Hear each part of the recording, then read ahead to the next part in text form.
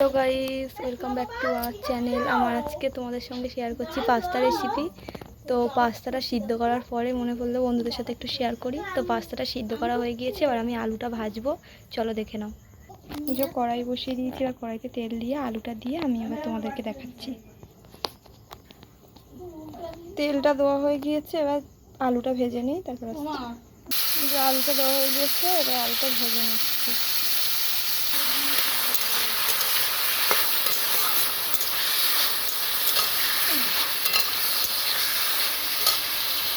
এবার কড়াইতে নুন দিয়ে দিয়েছি, দিয়ে এবার নাড়াচাড়া করে দিচ্ছি।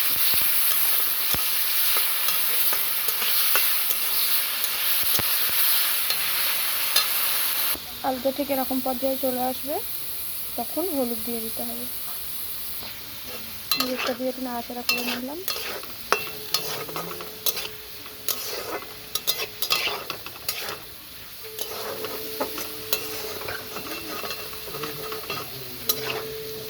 এবারে আলুগুলোকে একটা সাইড করে তাতে এবার ডিমটাকে ফেটে দিতে হবে।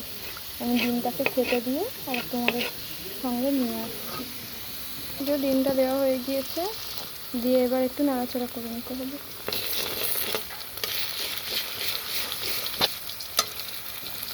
ঠিক এরকম পজিশনে চলে আসলে এবার এই যে পেঁয়াজটাকে একটু ভেঙে গুঁড়ো করে দিচ্ছে।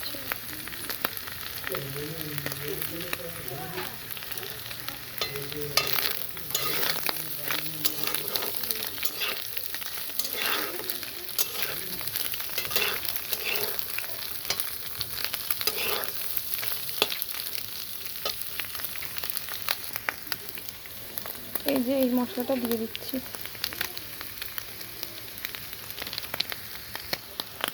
জিরের গুঁড়ো, মিট মশলা সব দেওয়া কমপ্লিট।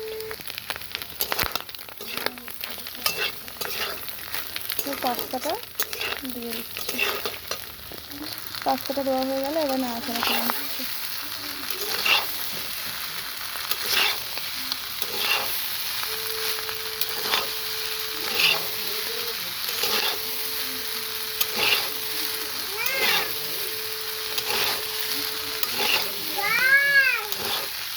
কি হচ্ছে? এবারে পাস্তাটাতে একটু হলুদ দিয়ে দিচ্ছি। হলুদ দেওয়া হয়ে গেছে, দিয়ে এবার নাড়াচাড়া করে নিচ্ছি।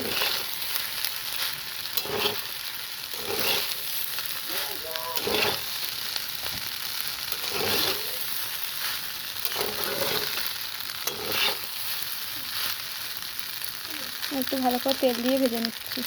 তেল দেওয়া হয়ে গেছে, একটু ভেজে নিই ভালো করে।